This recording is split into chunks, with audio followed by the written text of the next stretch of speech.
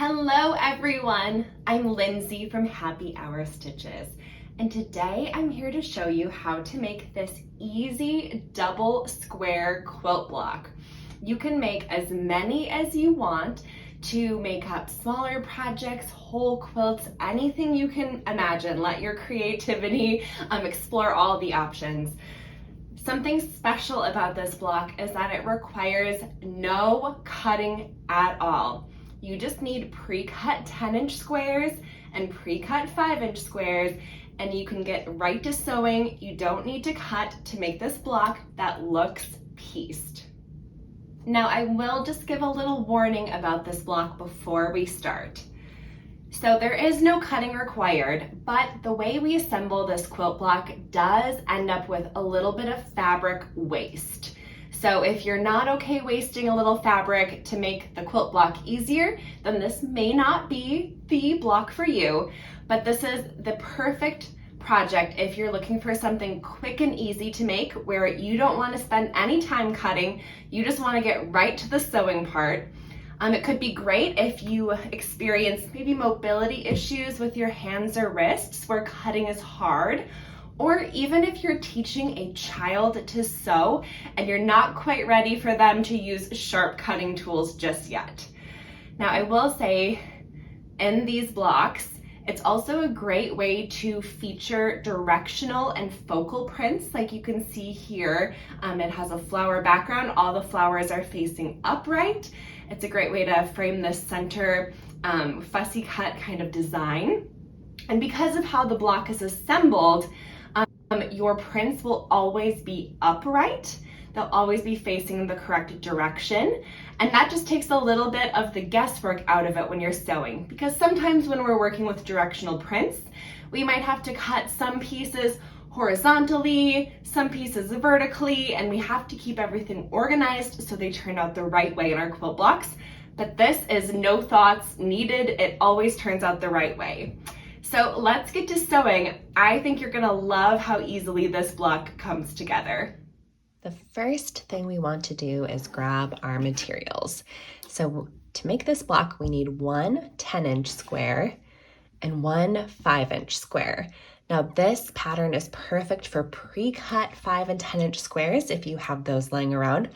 I cut these from some leftovers of some yardage or fat quarters I had. So I just liked these pairings together. So do what you want. This is a great pattern for fussy cutting. This is also a really great pattern for any directional prints you have. So ones where you want all the prints to face upright in a block. So there's lots of variety here. It's easiest with pre-cuts, but if you're working with leftovers of your fabrics, that's a great way to use these too. So let's take these over to our ironing board. To make this block, we need to mark the center of each side of both of our squares.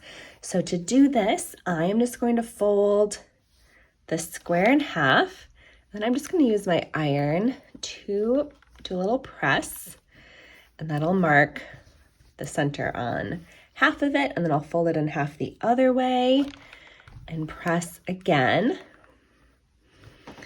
And then I'll do the same thing with my 5-inch square. And we're going to use these points to align the squares with each other so they're perfectly centered.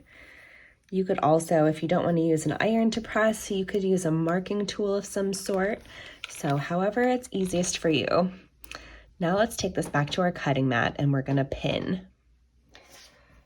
We want to layer our 5-inch square on top of our 10-inch square with these lines aligned with each other. So the lines going vertically and horizontally all together. That means it's perfectly centered on this block.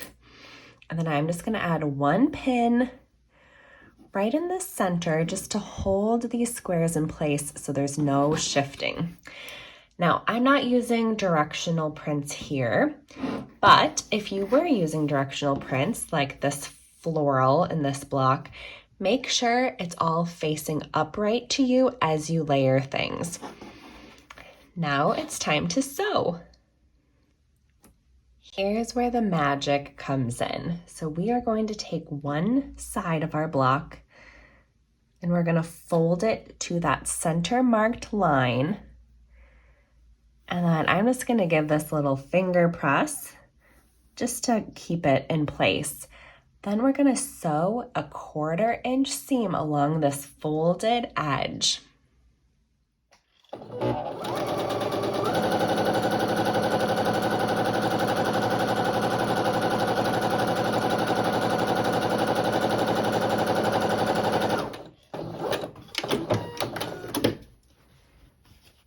So we've sewn along this fold. You can see when I open this, my raw edge of that one side of the square is now finished. So we're going to do the same thing with the other edge. We're going to fold it into that center line that we marked and then sew a 1/4 inch along that fold.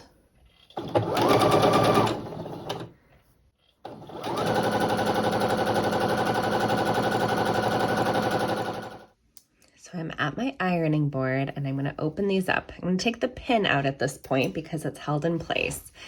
So you can see both the sides we just sewed, that center square now has finished edges. So if yours doesn't, take this back to your machine and make sure you're sewing with an accurate 1/4 inch seam here.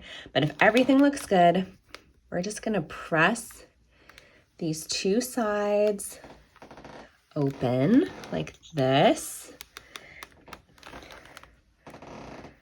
And now we're going to do that same process on the top and bottom of the block.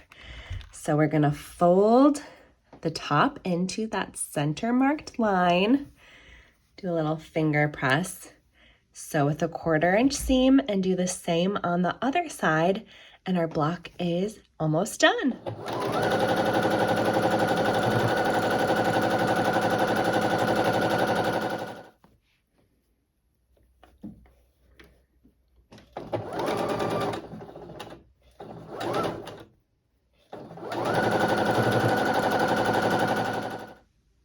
And just like before, we're going to open it up, check that our seams on the top and bottom are all sewn, and then we're just going to give it a little press here, and the block is completely done. How easy and fast is that? It's such a fun block to make when you have leftover pre-cuts, if you're just looking for a fast block to make, or great for showing off some fussy cut or directional fabrics in your quilts. And now that we've made one, it's so addicting, we can make lots more. I hope you loved making this quilt block with me. I just think they're so fun and easy to make. I think I'm going to turn my 4 blocks here into a little pillow for our living room. I think that'll be really fun, but I cannot wait to see what everyone does with their blocks. Make sure you're tagging me on social media at Happy Hour Stitches. Also, I have a fully downloadable PDF pattern with step-by-step instructions available at my blog. So visit the video description for the link to that.